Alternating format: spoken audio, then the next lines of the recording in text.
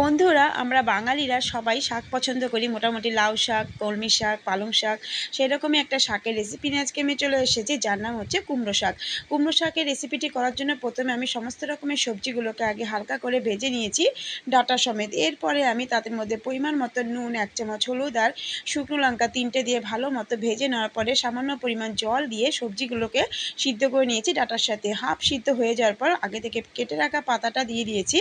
তারপরে কিছুক্ষণ নাড়াচাড়া করার পর পোস্তটা বেটে রেখেছিলাম, পোস্তর মধ্যে কিন্তু আমি লঙ্কা দিইনি, আপনারা চাইলে স্বাদ অনুযায়ী লঙ্কা দিতেই পারেন। এরপরে আমি হাফ চামচ কাশ্মীরি লঙ্কার গুঁড়ো আর স্বাদ অনুযায়ী চিনি দিয়ে পোস্ত দিয়ে ভালো মতো আরও 5 থেকে 7 মিনিট রান্না করার পরে নামানোর আগে দিয়ে দিয়েছি কুড়ানো নারকেল আর 1 চামচ ঘি। সমস্ত উপকরণ দিয়ে আমি আরও 3 থেকে 4 মিনিট ভালো মতো রান্না করে নিয়েছি। দেখতেই পাচ্ছেন আমার শাকটা হয়ে গেছে। বন্ধুরা, যদি এইভাবে একদিন নিরামিষ দিনে শাক রান্না করেন তাহলে বাচ্চা থেকে বড় প্রত্যেকে কিন্তু ভীষণ ভালোভাবে